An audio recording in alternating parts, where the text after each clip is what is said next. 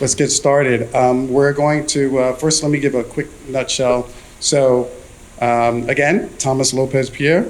I am the fund manager for the Urban Real Estate Fund, and we recently changed our name like 6 months ago, no, less than 6 months ago. Funny story, Trump got elected, and a number of my, Matthew, how can I say this politically correct? A number of my Black Wall Street corporate brothers were like, your fund is too black.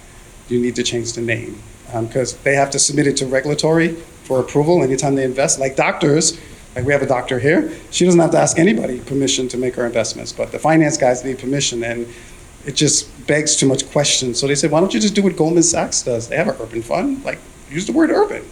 And so I decided to go with urban, and so we changed it like 5 months ago, the Urban Real Estate Fund. And I have to admit, it was not a bad idea, so I'm not pushing back on that. Anyway, we've been around for 4 years. We raise capital exclusively from accredited investors through Securities and Exchange Commission exemption Regulation D. We've invested in the Northeast. We have people here from Philly. We've invested in Philly. We just got on the deed of a property in Baltimore. And we are invested in New York. We recently invested in a city outside of outside of Boston. And we're invested in Camden, New Jersey, a student housing deal. And our business model is very simple. The joke is we don't invest in real estate, we invest in Black real estate entrepreneurs. So we give them the money. As much as I love Philly, and I will not be able to spend the time to get to know the real estate market. People like, that spend time knowing it, I will trust their judgment. Same thing with Baltimore. So we give the money to the local entrepreneurs, and then they take the money and make wise investments. The way we protect our investors is they have to provide us a secondary property. So let's say we invest $100,000, they take that $100,000 and they go and they invest it in a project. We recently, today, two entrepreneurs, Ascari Foy, CPA and MBA, former head of the Atlanta office for the Securities and Exchange Commission, and Larry Thomas used to work for one of the financial service companies, I forget which one it is, but I should prepare it, I should have known that. Anyway, we invested $100,000 with them. They did a deal in Levittown, Long Island, and I don't know if you guys know the history about Levittown, but no Black people, there was a deed, on the deed it said no Black people allowed to own the property. So they developed it, they bought a house, they tore it down, and they built this gorgeous double-sized house, and they sold it to, I believe, an Indian doctor. And they were about $1 million all in. They needed $100,000 for us for equity. A year and a half ago, we gave them the $100,000. They went 6 months past the due date. And so today they were very kind to wire us $75,000, $50,000 for represent 1 year, and $25,000 for half a month. So we make 50 cents on every dollar that we invest with an entrepreneur. And we're very pleased that, so Ascari, when you see this video, thank you for the wire of $75,000 today. My investors are overjoyed. And so we have another deal in Camden, New Jersey, where you guys know Tony Payton, right? The former Assemblyman Tony Payton he used to be a representative in the state legislature. He's doing a student housing deal in Camden, New Jersey, and he needed $100,000. We invested $100,000 with him. And then he is doing it to assemble, Bob, you know this is what you do, Bob. He assembled a whole block, and now he's doing a deal where he's doing about 30 units of student housing. He's getting cheap financing from a local community development corporation. So to get that money, we have to be taken off the deed. And so we're gonna make $50,000 for like 10 months time of him having our money. So the way we protect our investors is that we give them the $100,000. They have to give us a secondary property as collateral for our equity investment. If they don't return our $100,000, we keep the property or sell it, and we wish them best of luck moving forward. But our focus is not to lose our investors' money.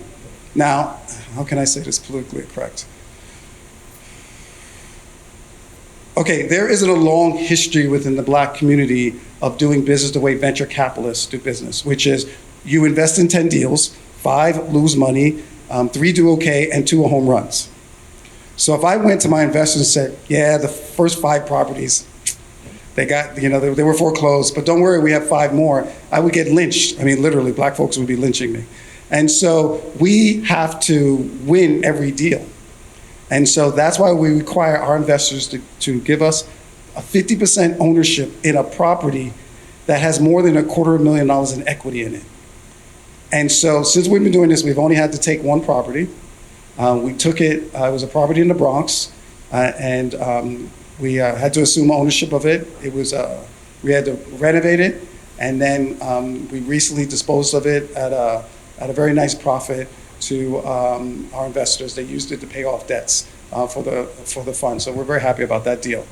And we're going to be announcing in Philadelphia 2 more entrepreneurs. I'm not going to say their name, but guys, you know who I'm talking about. We're doing one in Chester, Pennsylvania, and one in Philadelphia, the city of Philadelphia, where we're investing $100,000 with them. And then we have $100,000 already in Philadelphia with Daphne, and she's a Black female that we invested $100,000 with. So those are the kind of deals that we're doing. Our purpose is to deliver our investors a minimum of 15% preferred rate of return. And so we believe that there's a lot of economic opportunity in Black neighborhoods to generate Black wealth, to create jobs in the community. The deal that we did in Philadelphia, Daphne was doing, introduced me to a gentleman, Black guy who runs he cleans, you have to have the ceilings a certain height, so you can't raise the building, so you dig out the floor to make the floor ceiling ratio higher. So I went to meet this guy. He had like 9 young Black men digging, working, brothers that, be taking your watch, but they working, because if you give Black men economic opportunity, you will see crime plummet in our communities. It works for every other racial group. It's not rocket science. The reason crime is low in every other racial group is not because of some moral fire. Poverty is real in Black communities, and it's systemic, and it's historic, and it's a legacy of America. But just like every other group comes here, my Jewish friends, my Asian friends, my Indian friends, my Arab friends, they come here and they are successful because they work together. Hint, hint, Black people, they work together, but also they put their people to work. And so, in New York, like the city jail in New York the city population in New York City is 52% Black and Hispanic, but the city jail is 90% Black and Hispanic, which means when I leave here, I'm gonna go rob a liquor store because it's in my DNA, there's nothing I can do about it. Or I'm gonna go with door number 2, which is economic inequality and white supremacy. And we can change that by providing our people economic opportunity. And so I gotta be careful about saying this. So Trump got elected, and I believe that chaos provides opportunity. This is an opportunity for the Black community to come together, stop asking government to come and save us, when we have the wealth in our community. In this audience are lawyers, doctors, and investment bankers. And if we pool our capital, we can own our communities just like every other community, and you will see crime plummet and high school graduation rates soar, marriages, the church will be overbooked because of marriages, because sisters don't get married unless you got economics. We can do this in our community if we work together. So tonight we're going to do 3 panels, and I just want to have a conversation. Oh, for more information about the Urban Real Estate Fund, please visit urbanrealestatefund.com, urbanrealestatefund.com. So let's begin. Let's start with our ladies. So introduce, please. Good evening. Can you hear me? Great. My name is Mayarani Smith. I'm with Canyon Mortgage Corp. I am also a mortgage broker. So I fund deals such as what you are doing with your fund nationally. So I'm all over the country, and whatever deal you have, everybody in the room to even put your deal together. Get to know the people in your room. I always say that everywhere I go, because your project is right here. You have real estate brokers, like he said. You have everybody in this room, appraisers, probably developers as well, I would say. Okay. Okay. reason I let her speak long is, and I want everybody to give her a round of applause, she's one of our corporate sponsors. Listen, I respect money. Young lady. Hi, I'm Lakey Boyd with Greater Baltimore Committee. I'm the Chief Economic Officer and Executive Vice President. I'm over economic development, portfolio in terms of both business retention, expansion, growth, as well as investment capital attraction. And a big piece of that on our collective impact work is addressing vacant housing. So we have a lot of good news to report there, but I will keep my comments to that right now. Good evening. The name is Venroy July. In the daytime, I'm a partner at a law firm doing corporate work, private equity, M&A. So I'm a partner at a law firm doing corporate work, so private equity and M&A. I am also an investor developing, particularly in one neighborhood in Baltimore where I live, where we've acquired a portfolio of mixed-use, single-family, and commercial properties. I've seen his properties. Excellent work. Excellent work. He's the epitome, the poster child of the kind of entrepreneur we want to invest with. I don't know if he needs our money, though. I don't know, sir. Yeah.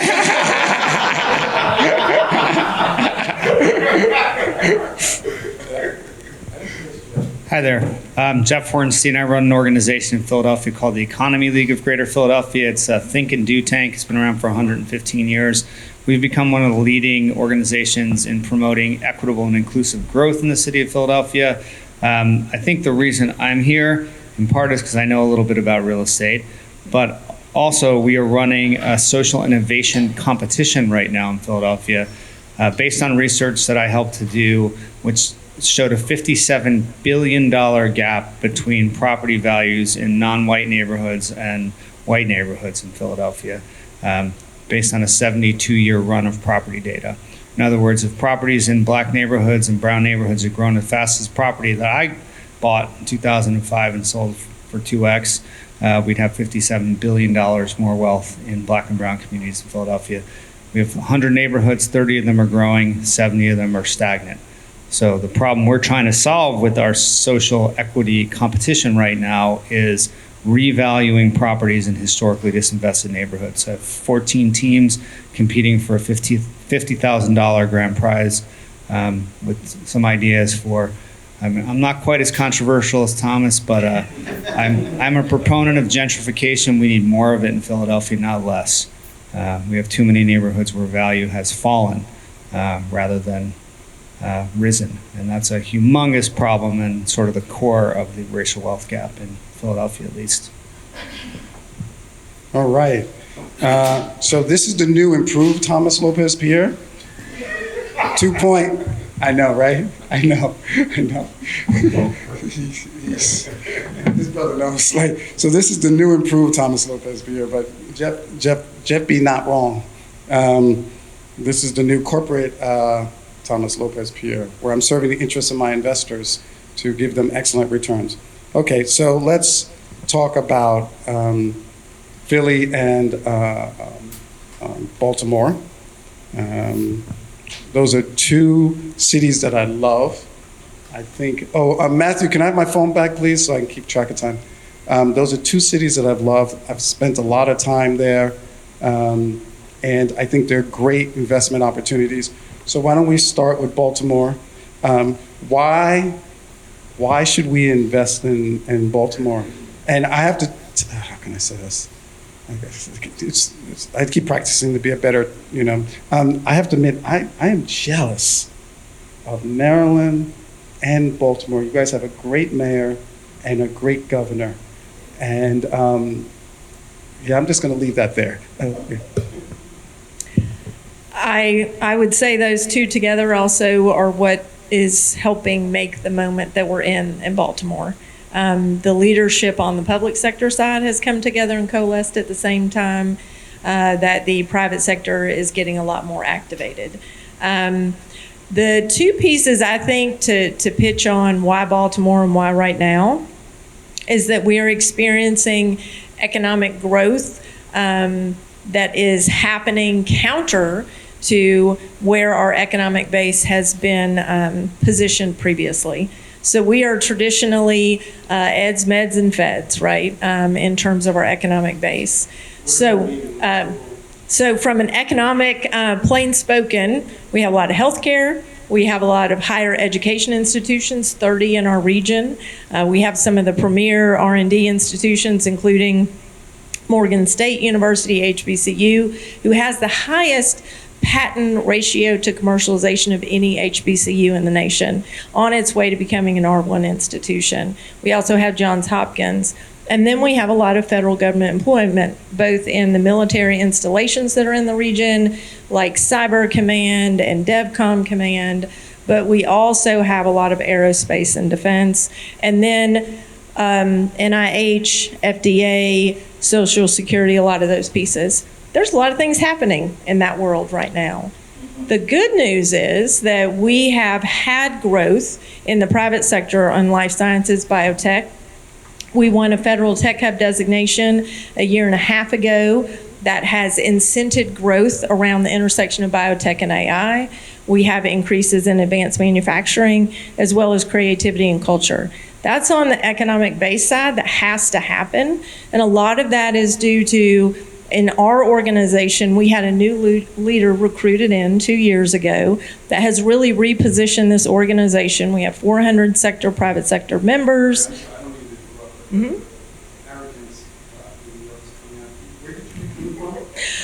He was from Pittsburgh most immediately, but he worked here in New York EDC. He was very impactful when he was here in New York, and he is now in Baltimore doing amazing things, and we're very happy to have him. Thank you. We appreciate it. That growth and that pivot has also engaged the private sector, frankly, in a way that they have not been as engaged historically. So that is one half of the puzzle. The other half, which is largely on the residential side that we have firsthand experience in here, is our collective impact work. So it's important to share that we have population growth for the first time in nearly a decade in the city. Again, we are a regional organization. Our crime rates have decreased by well over 20% year over year. For the third year in a row, we are on track to have less than 300 homicides. We had, for a decade before that, exceeded that rate. That is due to the leadership largely of our mayor, who has taken on an approach that is a combination of public health, public safety, police reform, and engagement, economic engagement. And that's a really important piece of the pie. And then, as was referenced, we have a governor who has prioritized investment in the major city of Baltimore and the state. Maryland is a small state, but we have had political administrations. Some have believed in Baltimore and some have not, which is not atypical in other states. How that all coalesces is that we have on par over the next 5 years, $1.3 billion with a B dollars allocated to addressing vacant housing in the city of Baltimore. $1.3 billion. Some of that money is from the city, some of that money is from the state. They have put in the right mechanisms that have not been in place, a non-contiguous TIF. We have funding through an industrial development authority, and we have a dedicated revenue source from the state. Those three pieces have layered together to create a fund that we are in the midst of the mechanics of actually deploying into the market. Now is the time, now is the opportunity. As we get that activated, and we at GBC, our CEO is on that Vacant Housing Council, but more importantly, we're engaged with a consortium of banks in our market that are all looking at how do we de-risk getting private capital into that.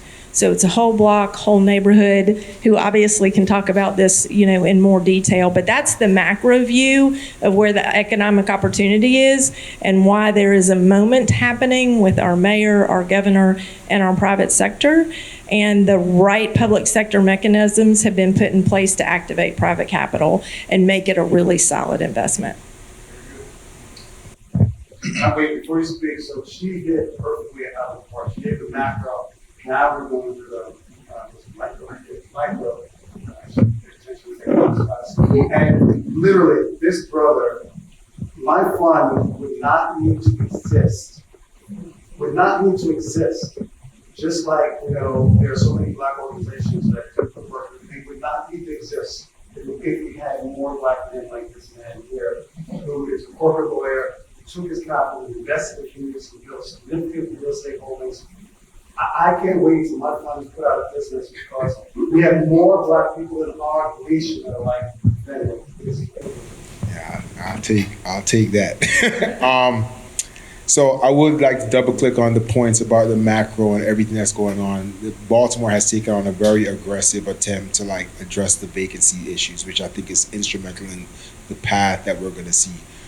But from my standpoint, the reason why I invested in Baltimore and why I, recommend anyone that's within earshot to also recommend in Baltimore is that I went to Baltimore in 2011. And I looked around and said, this looks very familiar. I lived in I'm from Jamaica. I lived in New York. Then I went to law school in Durham. Then I went to DC, and then I moved to Baltimore. And at the times at which I moved to New York in the 90s, so 90s, 95.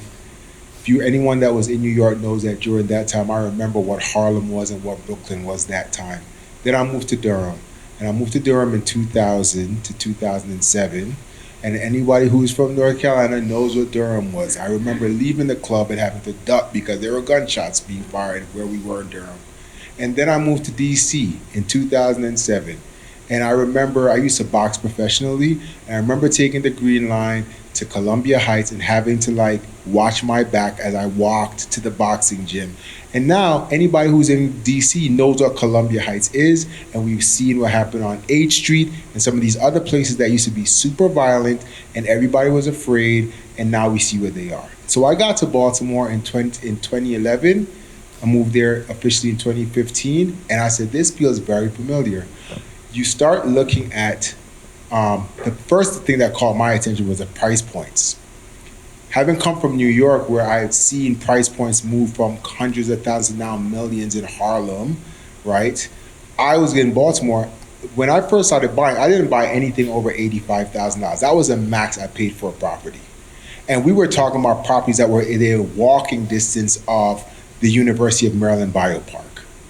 And so I was very cognizant when I was investing about, historically we've known that when neighborhoods increase the number of black ownership, that those neighborhoods often don't get the same kind of investment. But I figured there's no way that will happen in this neighborhood that's right beside the University of Maryland. And so I have, over the course of time, I didn't actually want to get into real estate investment. I had bought a house in 2007 in DC. And anybody who knows what happened in 07 and 08, the market crashed and then my value got demolished. And so I moved to Baltimore saying I'm not doing real estate anymore. But I got there and I started seeing price points and thinking about the proximity to not only DC, but to Philly. I was in Philly. I was in New York 2 days ago. I could drive up to New York in 3.5 hours. I can hop on a train and get to Philly in a half hour. I can get to Chicago in an hour and a half to 2 hours. I can get to Ohio. The proximity of Baltimore to all these major hubs, while also being a place that I can get things at significantly discounted price points with proximity to major institutions and DC and these other areas, to me was a no-brainer. And so over the course of time, I have bought, having been in New York, I couldn't have done what I'm doing in Baltimore here. I bought all my properties are within a 3-block radius. We started buying individual houses, we renovated them, and I buy and hold. We're trying to build a community. So We are so important. Talk about the we, the reason I said you're like my role model is because you organized black people, black professionals. It wasn't like you big dog, wealthy guy came in and started buying real estate. Talk about the we. Because wait a minute, I went to a conference and I bumped into one of the leading black managing directors at an investment bank. And they were like, oh yeah, I'm investing in this too. I was jealous. So what we did, we started from a foundation of kind of social, right? We know that this is probably a generalization, but black people have not had the economic backing. We don't have the liberty of just being transactional when it comes to investing. And so very often it's about, I need to trust this person, I need to know who they are, and so I would invest in. And so what we started, we have an organization in Baltimore that we started honestly because we didn't know where to find other young black professionals in Baltimore when I first moved there. So we started a group called Baltimore Young Professionals, which is just a social group. And we've been doing it for 13 years. And from that group, we eventually, I started trying to get people to come on this train. I started investing in my neighborhood. And this actually is an important point because it goes to like when you have to be strategic. I bought one house that I was living in, and I had no intentions of buying any other. And then about a month after I bought the house, I was reading a newspaper and saw that Scott Plank, who is the brother of the Under Armour CEO, had bought 30 houses 2 blocks away from my house. And I was like, oh, if he's doing that, then something is coming. I don't know what it is, but something is coming, right? And so I just started buying individual houses, and I tried to rally people to come and buy. But back then, I was running drug dealers off the block, and nobody was coming. And I felt comfortable because, I used to box professionally, so nobody really messed with me. I was good, right? But after a while, we essentially said, okay, I'm going to buy these properties and we're going to put a flag here. And whenever y'all want to come, y'all come and join me. And so we started having other investors slowly but surely starting to come over there. And then when we decided that we were going to scale up, we bought a block, which was 11 commercial units on the ground level and 30 apartments on top. In that investment group, all black investors, mostly from the BYP group and some of my friends from New York, recognizing that, there was opportunity here. And so we were able to kind of galvanize that social group into like economic advancement. I just want to slow that process down a little bit. You bought the block. That's deep. Brothers came together and they bought the block.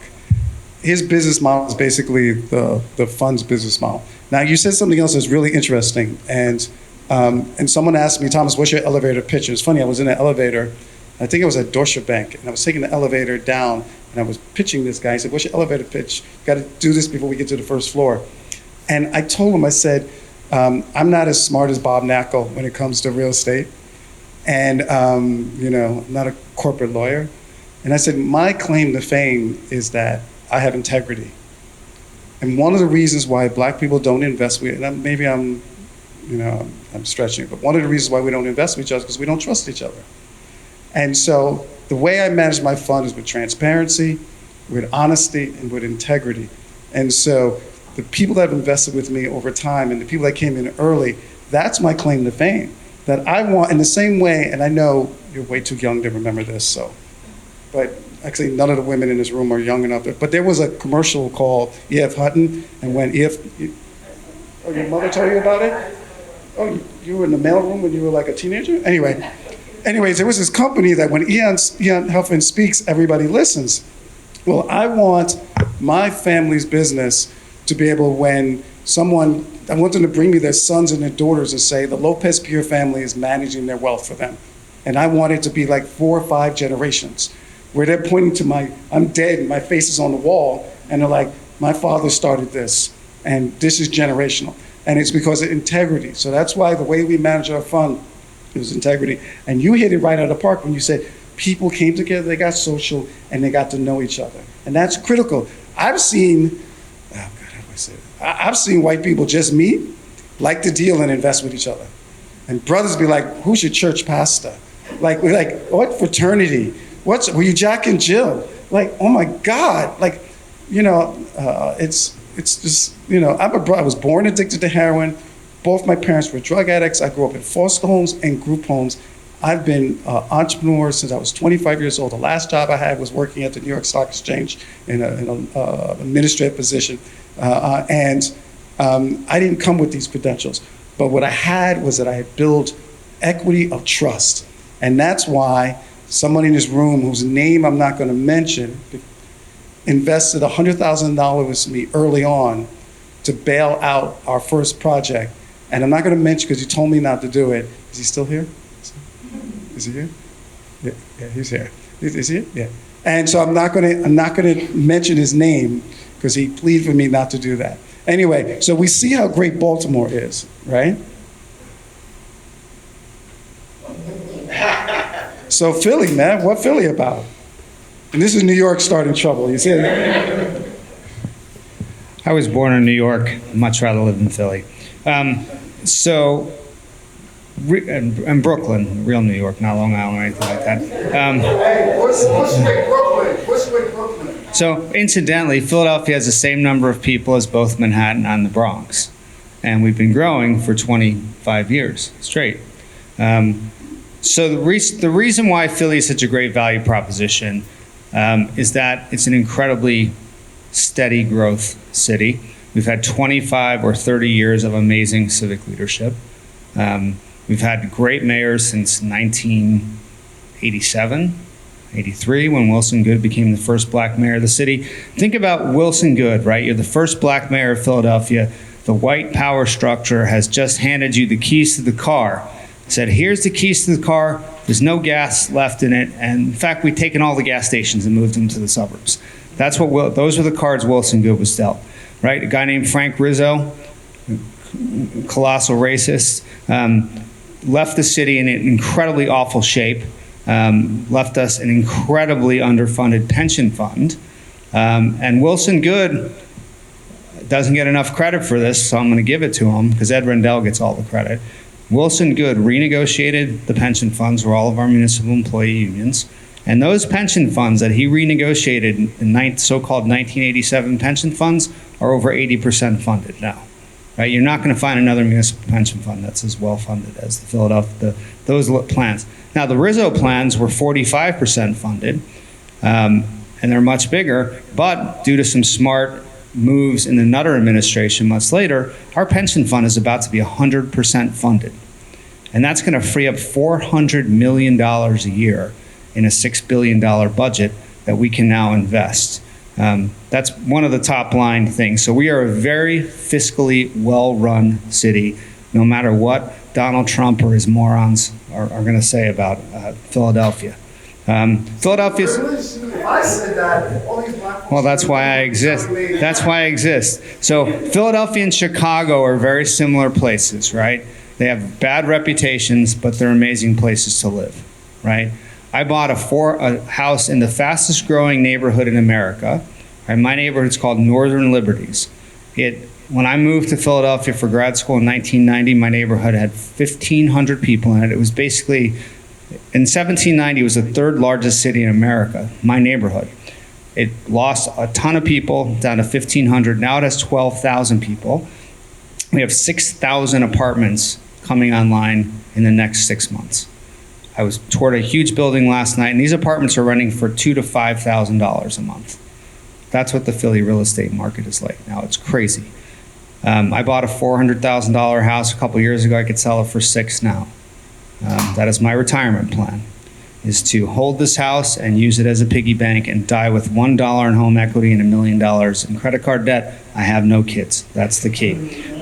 But we've had 30 years of excellent growth. We have 90 hospitals and universities in our region, including we have 100,000 college students just in the city limits. If you add up Penn, Drexel, and Temple, that's 100,000 students. You add community college, that's 120,000 students. Community college is free for Philadelphia residents. So we've done some really interesting things to make Philadelphia, to lay the base for a growing Philadelphia economy. To add to eds and beds, we don't have feds, thankfully, but we have eds, meds, and beds.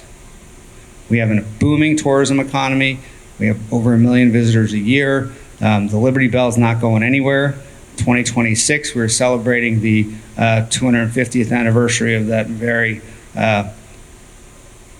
troubled document, the Declaration of Independence, but it will be an interesting 2026. We also have the World Cup coming to Philadelphia. Major League Baseball is going to be a ton. So we have a really good tourism infrastructure. We're one of the first cities to put a convention center right downtown, and that generates a ton of economic activity. So we've had great mayors. Ed Rendell redeveloped Center City. In some ways, he did the easy part, tax breaks, redeveloped. John Street is probably the second most important mayor in my lifetime. He saw that we had 100,000 vacant properties in Philadelphia. We're down to less than 20,000 now, by the way. Largely because of an initiative, he floated a $400 million bond, which would now be a couple $1 billion, and it was called the Neighborhood Transformation Initiative. It basically went into neighborhoods that had been completely depopulated and said, hey, Mrs. Jones, our assessment says your house is worth $20,000, here's $25,000, see ya. And packaged all of that real estate for development, and all of those properties have been redeveloped, or almost all the so-called NTI properties have been redeveloped. It set the stage for a massive real estate boom that has been ongoing since the early 2000s. Mike Nutter, sharp dude, he was really focused on our downtown. So we've had this pendular swing between downtown mayors and neighborhood mayors. Jim Kenney, our most recent mayor, tough cards he was dealt right with the pandemic, but he floated a huge bond to upgrade all of our parks and rec centers. So we put $500 million into our parks and rec centers to make them suburban quality. Still got a long way to go. It's a big city, it's 135 square miles.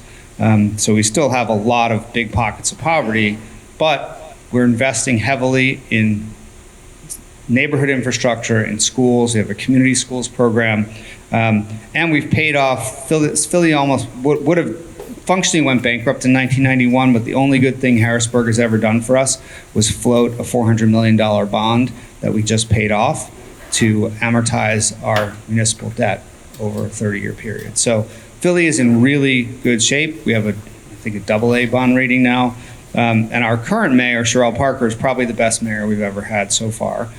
She just floated an $800 million bond to build housing, because we have a workforce housing problem in Philadelphia and an affordable housing problem. So there's a huge amount of opportunity. Anyone who can figure out how to build workforce housing at scale, we have a program called Turn the Key, where the city will actually subsidize down payments for municipal employees and other essential workers to buy workforce housing, and it's created over 1,500 new units so far, but she has an ambitious goal of 30,000 new units during her 8 years in office. So a lot of interesting stuff.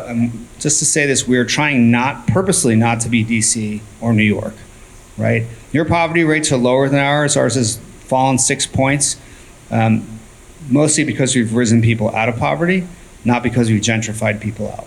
There's very little displacement evidence in Philadelphia, and we want to keep it that way. So, you mentioned buy a block. We have a thing called Jumpstart. Great white ally of mine, Ken Weinstein, started this program. He's a very successful developer. He stakes black entrepreneurs to help them buy blocks. Very cool stuff. There are a fair number of people in Philadelphia who understand we are I don't call us a majority minority city. I hate that term. I'm a minority in Philadelphia. Philadelphia is 65% non-white, 38% black, 15% Latino, about 20%, 10% Asian, something like that, but 65% non-white. I call that the new majority, right? That's what America's going to look like in 50 years. And if we do not build a capitalist economy that works for people who don't look like me, we might as well just fold up our chairs and let the Chinese really take over, which Trump seems to be accelerating anyway. Anyway, I will stop there, but Philly is a great value proposition for all the fundamental reasons I just mentioned. We have great leadership and a lot of growth. So, Baltimore, Philly, wow. Let me say, I've met both mayors in Philadelphia and Baltimore, and I must say that the mayor of Philadelphia is more beautiful than the mayor of Baltimore. So but you guys, I'm jealous because you guys, I'm going to get critical. All right, let me rethink what I was going to say, because I was going to say something that was going to get me in trouble. I'm jealous because you guys have two great mayors, and this is a New York guy telling you that Baltimore and Philadelphia have two great mayors. All right, Matthew, I see you looking at me. Okay. Yes. Before we go to this young lady, yes, please. So it's interesting, right? So I actually think that Baltimore and Philadelphia are very similar in some of the things that have been happening. I am interested, though, because you mentioned earlier this attempt, so you went to, if a house was appraised at $20,000, you would buy it for $25,000. Where did those people go when you bought it for $25,000? And I'm asking that because in Baltimore, there was a huge urban redevelopment program that Johns Hopkins kind of spearheaded. I was on the board of that organization called EBDI. And, quite frankly, that there has been some criticism of that organization because of the fact that many of those people, while they did buy properties for them elsewhere, what we've seen is that the properties in those neighborhoods are now going for $400,000, $500,000. And while there was an opportunity to return, not many people, after 15 years, they're just not returning. I think one of the things that is like particularly interesting about Baltimore and the development that's happening here is that, Baltimore is so focused on equitable development, right? And doing so in a way that's actually going to be inclusive. And so, I used to sit on the board of Live Baltimore. I remember specifically talking about the fact that all the numbers were showing that Black women were the highest demographic of people that were moving into and buying properties in Baltimore. And yet at the time, Live Baltimore's main marketing spend was on a rock station in Towson. And I was like, there's a mismatch there. And so then they changed their entire policy about like specifically appealing to Black women to come and buy properties in Baltimore. The difference, I think, the numbers sound great, $3,000 to $5,000 apartments, but what are we concerned about here? We're talking about the opportunity to create wealth. How do you build wealth? And the reality is that in Baltimore, I can still buy a property for $100,000. And all of my properties that I was buying for $85,000 are now appraising for $230,000, $240,000, $250,000, right? And so I'm just interested to learn a little bit more about the economics, because everything I've ever heard about Philly, I love Philly, but it's like it has already gotten to the point that like economically it's not somewhere that there's a lot of home ownership or buying opportunities. So we have a higher. Yeah, I'm sorry, that sounds like fighting words to me. Do you want me to hold them? I was a wrestler. So Philly's 30% of neighborhoods are growing. We have 100 neighborhoods in Philadelphia. 70 of them are stagnant and 30 of them are growing. In any of those stagnating neighborhoods, or middle neighborhoods as some of them are called, you can buy a property for $50,000 to $100,000. It's a very, very, very bifurcated market.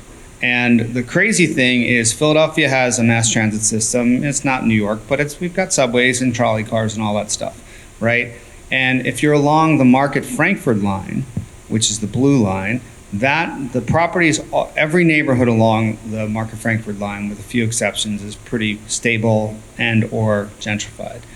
The Broad Street subway, which goes from North Philly to South Philly. South Philly is very stable and prosperous.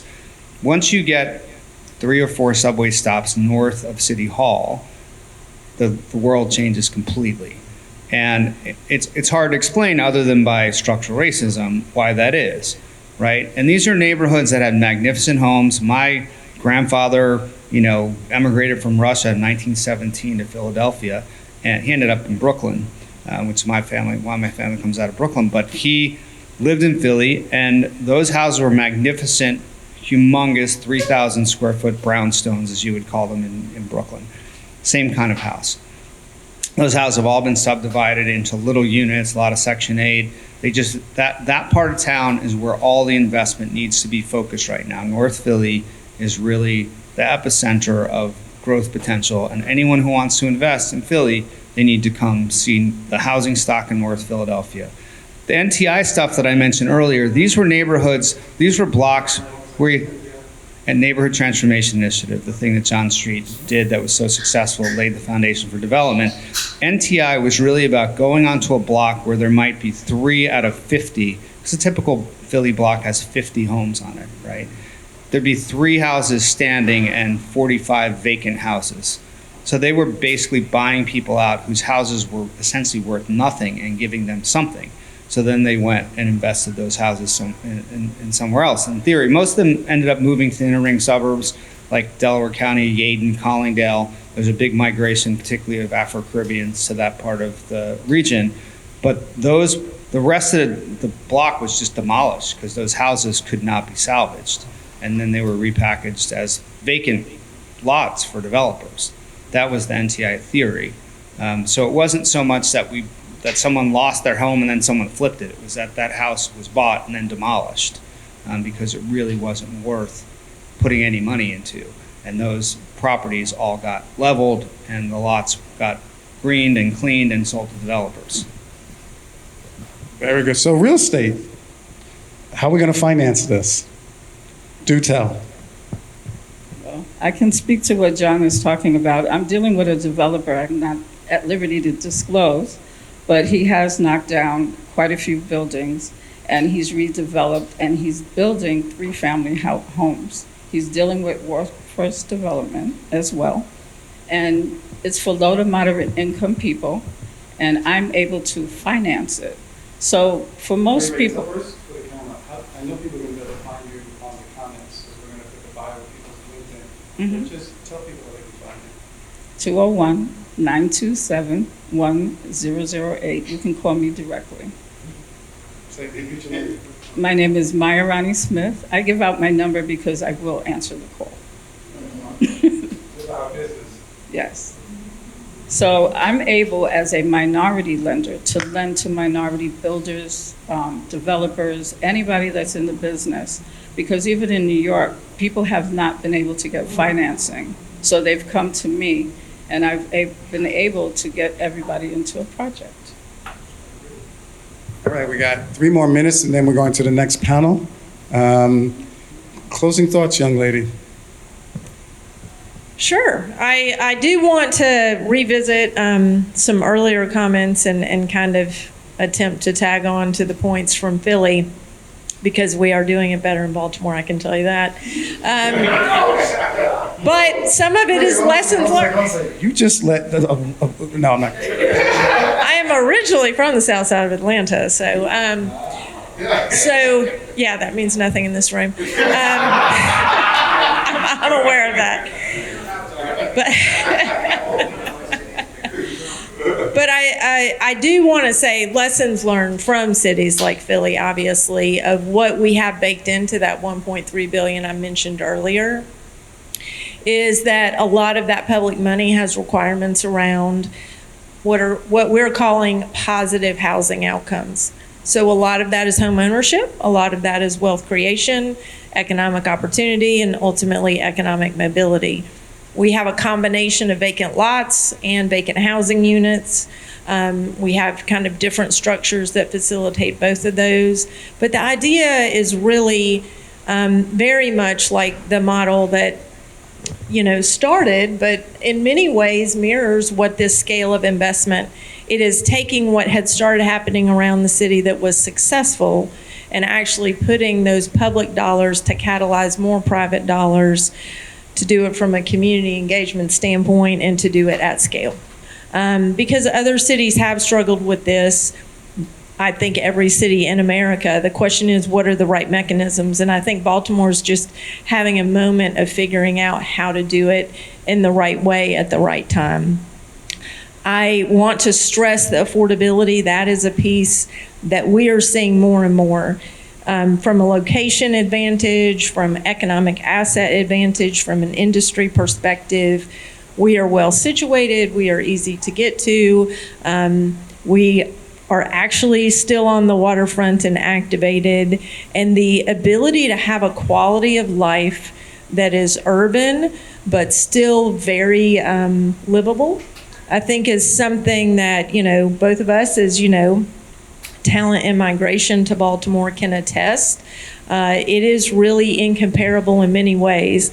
Part of my role as I talk to people is people keep reminding me, well, we don't want to get too much of the word out because everybody's going to come to Baltimore. I'm like, no, that's exactly my job, is to get the word out. But, we're building a new branding campaign, and in short, we are small enough to be agile but big enough to matter.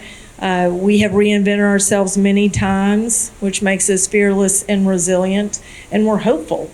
We really continue to redefine and bounce back. And all of that really is a boldness and an innovation that's built into the fabric of the entire region. And that opportunity is ripe across the region. And we feel like you are going to make good investments in Baltimore, and hopefully with the fund and beyond. So please come.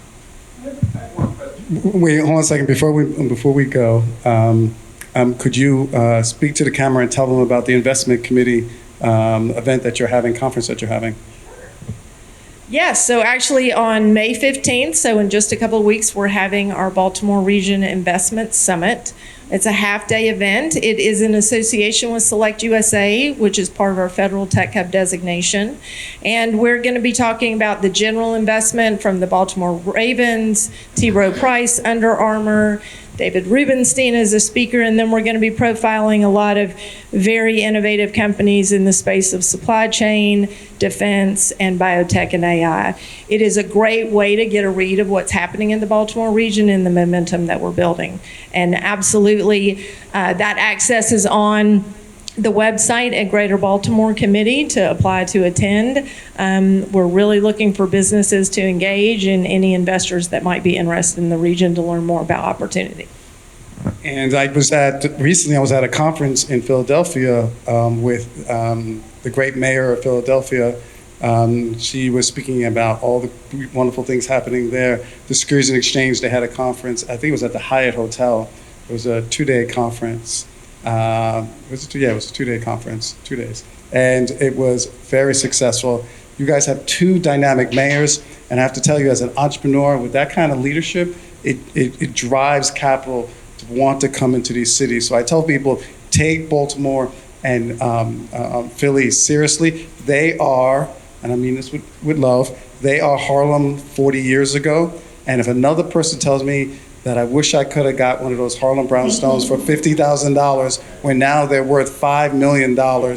You know, you black folks, you lost the opportunity for generational wealth, and you could have had that time. Now, Mark, where you going? No, Mark, come back. Mark, I said come back. He's got a phone call. Anyway, let's give our panelists a round of applause. Oh yeah, Mark. No, come up here. I know, I didn't say you have to come up here. I said come up here. He's doing a wonderful thing in Baltimore. Sorry, I forgot your name, Clyde.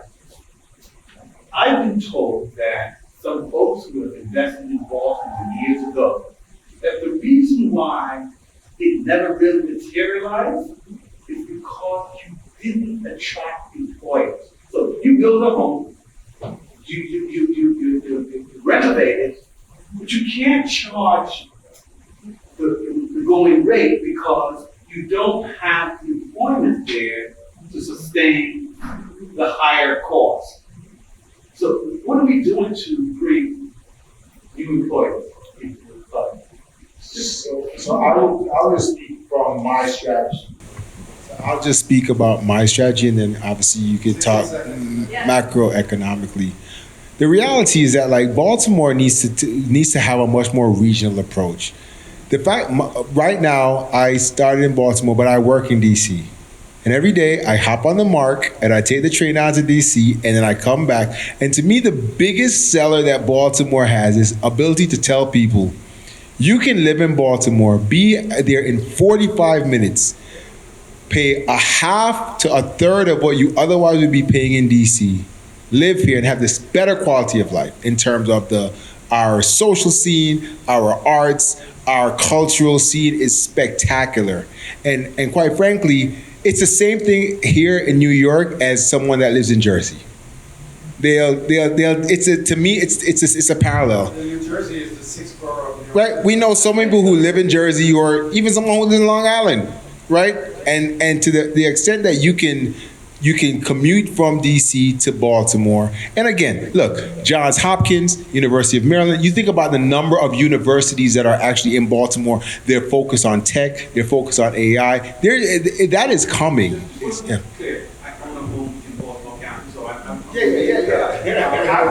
So wait, Mark, listen, Mark is Mark is he's been one of like 3-4 year corporate sponsor. He's got a number of clients for me. New York Life. He represents mostly doctors. So the doctors in the room, this is the guy you want to see. We could not do this if it wasn't for our corporate sponsors. So that's why I give them such leeway. Go ahead. So I think what you just said, I think what you just said is 100% correct. Meaning that was the pitch of Baltimore. What you just described was the pitch, and your experience that you were sharing, previous investors said. that we didn't have the job growth. The economic base demonstrates that is true. It's a big part of my job. It's a big part of the reorganization of the Greater Baltimore Committee is to come in and deliver economic growth from the private sector. The only way to create economic opportunity over time and to have sustainable investment is to have job growth along with it. So my background is economic development. I've done it, across the United States from all three sectors. But the key is you can't just do housing. You can't just do jobs. You can't just do transportation. You have to do it all at once to achieve that economic sustainability. That is, I think, the piece of the puzzle that we have not operated in an economic development model regionally, and we are doing that now. And we do have buy-in to do it together. And that, I believe, is going to be the differentiator along with the public sector leadership that the private sector is re-engaging in a very different way. I see why they hired you. All right, Philly, Baltimore, it's a tie. Let's give our panelists a round of applause.